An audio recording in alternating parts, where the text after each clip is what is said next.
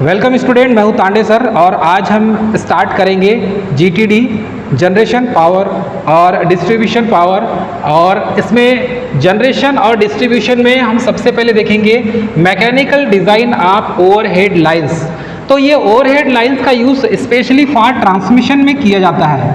इस चीज़ को आपको समझना है कि ट्रांसमिशन लाइन में ही हम टावर्स का यूज़ करते हैं और पोल्स का यूज़ करते हैं। उन्हीं में mechanical design of overhead lines की जो मैकेनिकल स्ट्रेंथ है, होल स्ट्रेंथ यदि कहना चाहे कि हम किसी टावर को इंस्टॉल कर रहे हैं तो टावर इंस्टॉल करने के बाद में हमें क्या देखना होगा, उसकी मजबूती देखना होगा। तो उसकी जो मैकेनिकल स्ट्रेंथ है उसमें हम कुछ पॉइंट को यहाँ पर देखेंगे जिसकी मैकेनिकल स्ट्रेंथ को बढ़ाने में, मतलब इस टावर की स्ट्रेंथ को बढ़ाने के लिए ट्रांसमिशन लाइन में इन चीज़ों की आवश्यकता होती है। जैसे एक टावर हो या ये एक पोल हो तो उस पोल में क्रॉस आर्म भी लगा होगा, इंसुलेटर भी लगा होगा, कंडक्टर भी लगा होगा, उसमें स्टे वायर भी लगा होगा, बारबेड वायर भी लगा होगा, डेंजर प्लेट भी लगा होगा और बर्ड गार्ड भी लगा होगा उसमें, और लाइटनिंग अरेस्टर भी लगा होगा। मतलब यदि कोई टावर हम बनाते हैं, किसी टावर का निर्माण करते हैं तो उस टावर में इन सभी चीज़ों को इनबिल्ट करना होगा। जैसे आपके पास एक सेल फोन है और उस सेल फोन को यदि हम कहें कि उस सेल फोन को बनाने में हमें बहुत सारी चीज़ों की ज़रूरत पड़ी, जैसे उसमें मेन कंपोनेंट हो गया डिस्प्ले, मेन कंपोनेंट हो गया बैटरी, मेन कंपोनेंट हो गया उसका मदरबोर्ड, उस मदरबोर्ड में बहुत प्रकार की आईसी लगी हुई है, पावर सप्लाई सिस्टम है उसमें। मतलब सारे सिस्टम को एक साथ जोड़ने के बाद ही तो वो सेल फोन बना। वैसे ही ट्रांसमिशन लाइन में उसके मैकेनिकल डिज़ाइन को इस तरीके से डिज़ाइन किया जाता है कि उसमें बहुत सारे इन कंपोनेंट्स को लगाएंगे तभी वो एक ट्रांसमिशन लाइन बनेगी। तो ट्रांसमिशन लाइन का मेन पर्पस होता है पावर सप्लाई करना या पावर को ट्रांसमिट करना। डियर स्टूडेंट, आज की क्लास में हम मैकेनिकल स्ट्रेंथ या mechanical design of overhead line में सबसे पहले यूज़ करते हैं पोल्स। पोल्स सपोर्ट कहें या फिर इसको टावर कहें, तो पोल्स होगा या सपोर्ट होगा या टावर होगा। तो पोल्स का यूज़ करेंगे बेटा, तो पोल्स अलग अलग टाइप के होते हैं। पोल्स को भी बेसिकली दो प्रकार से डिज़ाइन किया जाता है। एक हो जाएगा आरसीसी पोल, आरसीसी पोल, दूसरा हो जाएगा रेल पोल, रेल पोल। यदि हम पोल की बात करें तो RCC pole reinforce cement concrete pole कहलाता है और ये पोल स्पेशल फॉर 11 केवी के लिए हम डिज़ाइन करते हैं। इसकी हाइट आपको लगभग 10 मीटर तक मिलेगी, इसकी हाइट 10 मीटर तक आपको देखने मिलेगी। तो जहां आरसीसी पोल कहाँ यूज़ करते हैं, डिस्ट्रीब्यूशन लाइन में, डिस्ट्रीब्यूशन लाइन में आरसीसी पोल का यूज़ किया जाता है। सेकेंड में है रेल पोल। तो ये जो रेल पोल है ये स्पेशली फॉर 11 केवी के अबो, 11 केवी और 33 केवी, तो ये स्पेशली फॉर 33 केवी के लिए डिज़ाइन किया जाता है और ये भी स्पेशली फॉर डिस्ट्रीब्यूशन लाइन में ही यूज़ किया जाता है। डिस्ट्रीब्यूशन लाइन में ही इसका भी हम यूज़ करते हैं रेल पोल का। अब ये तो हो गया बेटा पोल की बात, ठीक है। अब यदि हम टावर्स की बात करें यहाँ पर, टावर्स की, तो टावर्स अलग अलग टाइप के होते हैं। अब ये टावर में यदि हम देखें तो टावर में स्पेशली फॉर स्टील टावर का यूज़ किया जाता है, स्टील टावर का यूज़ किया जाता है। और ये जो स्टील टावर है ये स्पेशली इसको देखा जाए तो हम स्टार्ट कहाँ से करते हैं बेटा, ये स्टार्ट किया जाता है 132 केवी, ठीक है, 220 केवी, 400 केवी, 765 केवी, ठीक, और देखा जाए 800 केवी, देन हायर वैल्यू ऑफ 1200 केवी। तो जितने बड़े साइज का टावर आपको देखने मिलेगा वो सब स्टील टावर होते हैं। बड़े साइज के टावर स्टील टावर होते हैं और इन टावर का यूज इसीलिए किया जाता है इलेक्ट्रिकल सिस्टम में कि आप इन टावर को इंस्टॉल करके, टावर कैसे लगाएंगे आप, ये एक टावर हो गया, फिर ये दूसरा टावर हो गया, फिर ये तीसरा टावर हो गया। अब यहाँ पर आपको है, यहाँ पर इस टाइप से देखने मिलेगा, एक लाइन यहाँ पर, दूसरी लाइन, मतलब इस टाइप से आपको देखने मिलेगा। ठीक, ये हो गया 3 फेज के लिए 3 लाइन हो गई, ये 3 लाइन 3 लाइन। यहाँ पर ये अर्थ वायर होगा, एक टावर से दूसरे टावर में कनेक्ट, और यहाँ पर आपको देखने मिलेगा आर फेज का, यहाँ पर वाई फेज का, और यहाँ पर बी फेज का तार। तो इस टाइप से एक टावर से दूसरे टावर में कंडक्टर को इंस्टॉल किया जाता है। अब ये जो टावर बने होते हैं स्पेशली फॉर स्टील के ही बने होते हैं, दूसरे इसके नहीं बने होते, स्टील के ही ये टावर बने होते हैं। अब ये टावर का जो साइज है ये किसके आधार पर डिपेंड करेगा? वोल्टेज रेटिंग के आधार पर। जितने केवी का टावर होगा उतना बड़ा साइज का आपको देखने मिलेगा। क्लियर है कॉन्सेप्ट? जैसे 132 केवी के पहले आपको 110 केवी, ये भी ट्रांसमिशन वोल्टेज है, तो ये 110 केवी का भी आपको टावर देखने मिलेगा, लेकिन ये अपेक्षाकृत आपको छोटा टावर देखने मिलेगा। 132 थोड़ा बड़ा, 220 उससे बड़ा, 400 केवी उससे बड़ा टावर देखने मिलेगा, 765 केवी उससे बड़ा टावर देखने मिलेगा। मतलब जब ये कंडक्टर आप देखने मिलेगा, इसमें कंडक्टर का रेडियस मतलब कंडक्टर का साइज भी बड़ा हो जाता है। दूसरा है स्टील टावर। देखो टावर में अलग अलग प्रकार के टावर होते हैं। एक तो स्टील टावर हो गया, और एक टावर होता है जैसे आप देखा होगा छोटे छोटे जो टावर होते हैं ना, सीधे सीधे खड़े होते हैं। जैसे आप वन विभाग में देखना, आप यदि जो आप सेंटर में जाएंगे वन विभाग में, जहाँ पर वनों का मतलब कि फॉरेस्ट ऑफिस होगा, वहाँ पर सीधे सीधे टावर होते हैं, छोटे वाले टावर सेम साइज के मिलेंगे। तो दूसरे ये स्ट्रेट टावर भी होते हैं, स्ट्रेट टावर, ठीक है। तो ये स्ट्रेट टावर जो होते हैं ये भी स्टील के ही बने होते हैं, लेकिन ये छोटे पैमाने के मिलेंगे। ये स्पेशल फॉर कम्युनिकेशन के लिए ही यूज़ किया जाता है, कम्युनिकेशन के लिए यूज़ किया जाता है, ठीक है। कम्युनिकेशन पर्पस में इसका यूज़ किया जाता है, ठीक है। उसके बाद क्रॉस आर्म। तो किसी भी पोल में यदि आप देखें, यदि मैं यहाँ पर एक डायग्राम बना दूँ एक पोल का, ये पोल और ये इसके क्रॉस आर्म हो गए, ये पोल के क्रॉस आर्म हो गए। इसको हमने इस तरीके से फिक्स कर दिया। यहाँ पर एक इंसुलेटर लगा है, यहाँ पर दूसरा इंसुलेटर लगा है, और यहाँ पर तीसरा इंसुलेटर लगा है।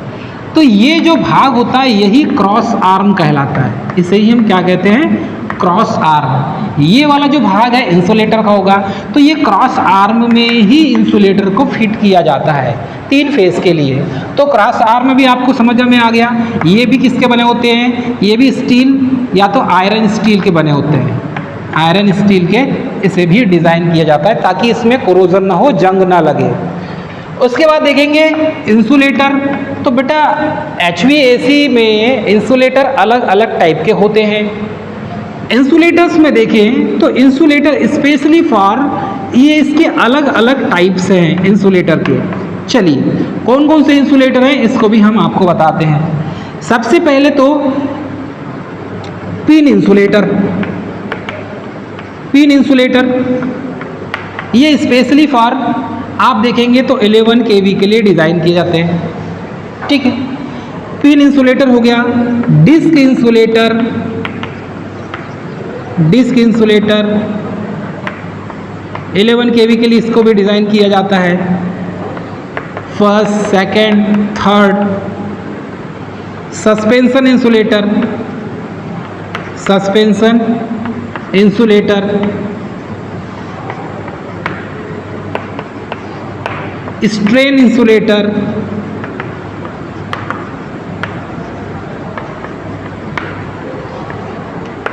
सैकल इंसुलेटर। अलग अलग टाइप के इंसुलेटर यूज़ किए जाते हैं। साइकिल इंसुलेटर हो गया, egg insulator, egg insulator.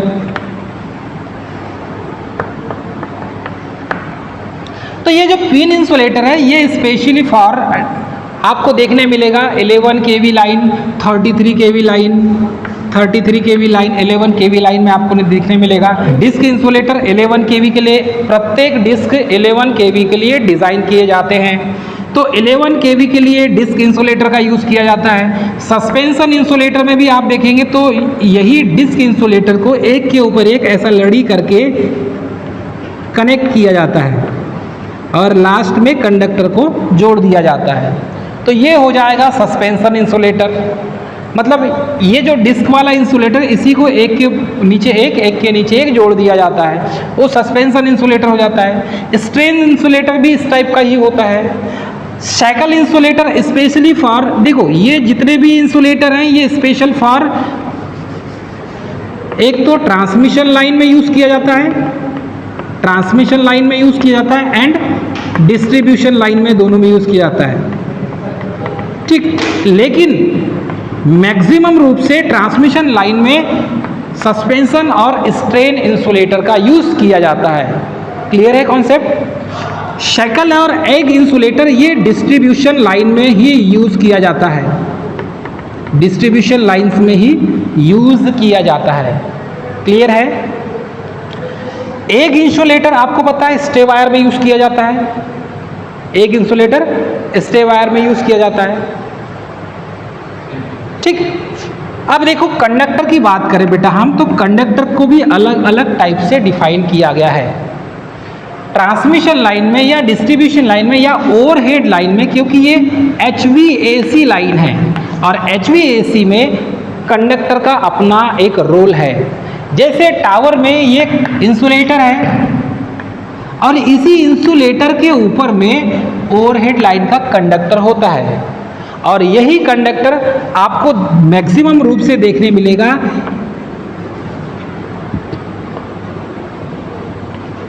ACSR conductor. इसका फुल फॉर्म होता है एल्यूमिनियम कंडक्टर स्टील रेनफोर्स्ड।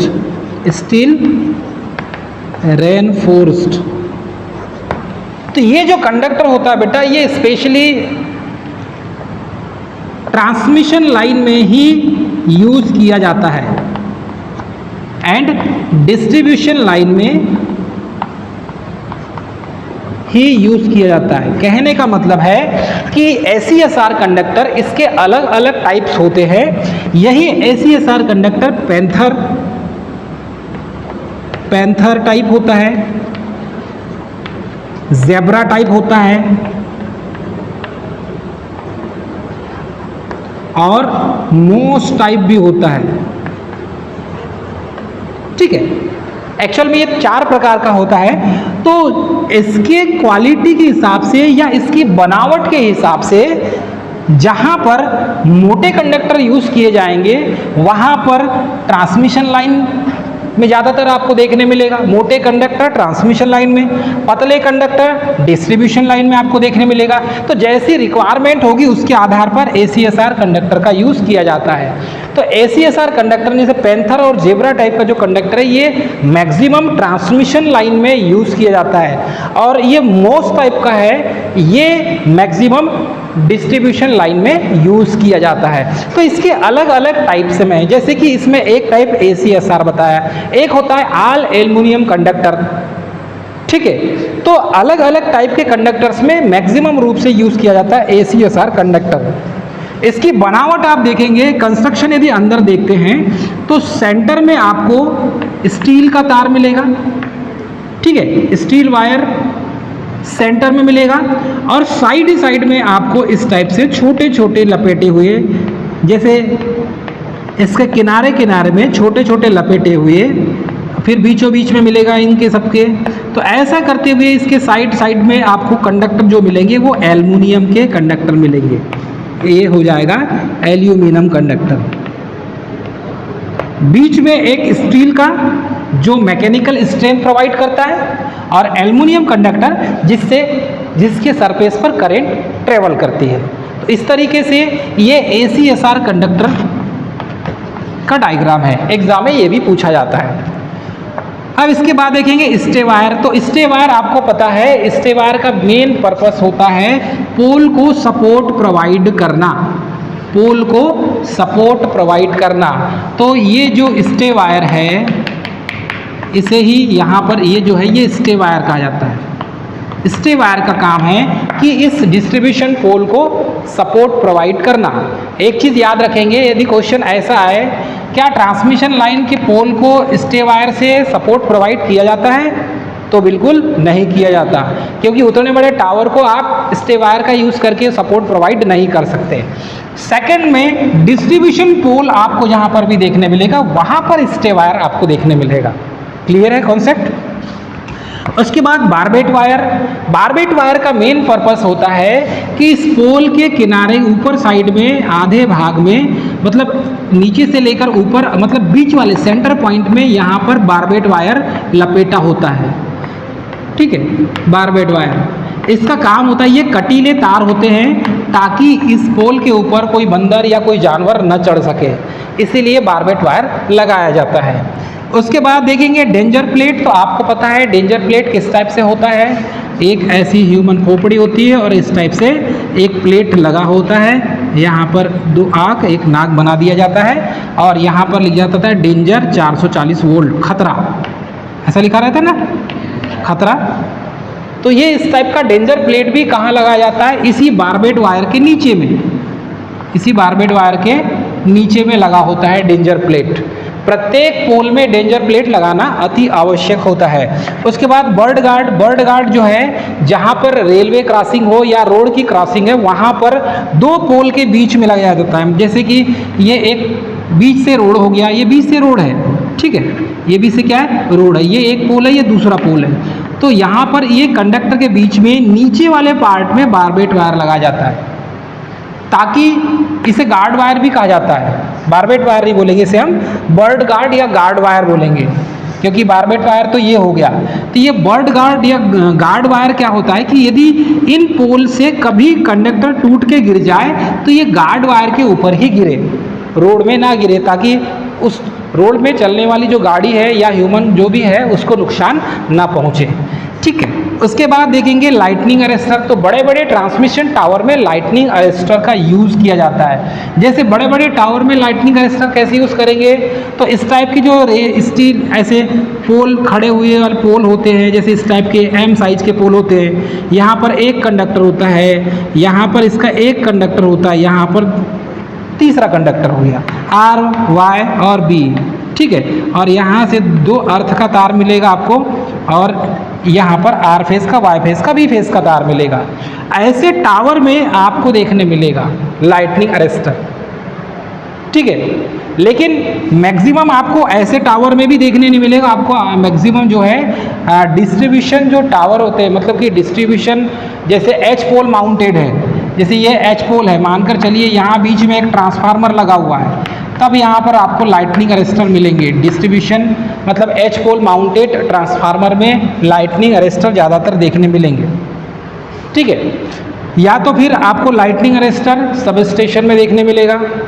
तो ऐसे कुछ मैकेनिकल डिज़ाइन ओवरहेड लाइंस के लिए डिज़ाइन किए जाते हैं ताकि उनको एक पर्टिकुलर स्पॉट में सजाया जाए, या पूरे इसमें फंक्शंस जैसे कि पोल्स हो गया, क्रॉस आर्म हो गया, इंसुलेटर हो गया, एक टावर में ये सारी चीज़ों को लगाया जाता है। तो डियर स्टूडेंट, इस तरीके से हम मैकेनिकल डिज़ाइन में पोल्स को, क्रॉस आर्म को, इंसुलेटर को, कंडक्टर को, स्टे वायर को, बारबेट वायर को, डेंजर प्लेट को, बर्ड गार्ड को और लाइटनिंग अरेस्टर को विस्तृत रूप से किसी एक पर्टिकुलर डिस्ट्रीब्यूशन पोल हो या फिर ट्रांसमिशन टावर हो, उनमें लगाया जाता है। तब ही एक टावर पूरा निर्माण होगा, मतलब कि एक पूरा टावर बनके तैयार होगा। पता चला कि आपने टावर का यूज़ तो कर लिया, लेकिन आपने इंसुलेटर नहीं लगाया, कंडक्टर नहीं लगाया, तो वो क्या टावर से करंट ट्रांसमिट हो जाएगी? हाई वोल्टेज ट्रांसमिशन लाइन कहलाएगा? वो नहीं कहलाएगा। विदाउट कंडक्टर ट्रांसमिशन ही नहीं होगा। आपको पता है, क्योंकि आपको बताया था मैंने, फ्लेमिंग ने बेंजामिन फ्रैंकलिन ने एक नियम, एक एक्सपेरिमेंट किया था पतंग का प्रयोग करके, GI के तार से। वही एक्सपेरिमेंट यहाँ पर भी हो रहा है। हम पावर को ट्रांसमिट किसके माध्यम से कर रहे हैं बेटा? कंडक्टर के माध्यम से ही कर रहे हैं ना। बिना कंडक्टर के पावर ट्रांसमिट संभव नहीं है। इलेक्ट्रॉनिक्स रूप से संभव है, लेकिन इलेक्ट्रिकल रूप से संभव नहीं है। इसीलिए हमें कंडक्टर की ज़रूरत पड़ेगी ही पड़ेगी। लाइटनिंग अरेस्टर का मेन फंक्शन होता है, देखो लाइटनिंग अरेस्टर का काम होता है कि एक्स्ट्रा जो वोल्टेज, जैसे कि किसी टावर के ऊपर यदि बिजली गिर गई तो उस टावर में यदि आपको देखा होगा उस टावर में 132 kV की लाइन है। अब इसके ऊपर यदि लाइट जैसे कि बिजली गिरेगी तो इसका वोल्टेज और हायर हो जाएगा, ठीक है। अब ये पूरा सिस्टम डिज़ाइन हुआ है 132 के लिए। अब आकाशीय बिजली गिरेगी तो इसमें वोल्टेज और बढ़ जाएगा, तो वोल्टेज बढ़ जाएगा तो इस सिचुएशन में अब लाइन में जितने ट्रेवल कर रही थी, मतलब कि ये तो वाली बात हो गई ना कि आपके ऊपर पहले 10 किलो की बोरी आपको ले जाने के लिए बोला गया और बीच में कोई व्यक्ति आया और अचानक से 50 किलो की बोरी आपके ऊपर डाल दिया, तो आपकी हालत क्या होगी? आप ऑन द वे वहीं गिर जाएंगे। तो वैसा ही इसके साथ भी होता है।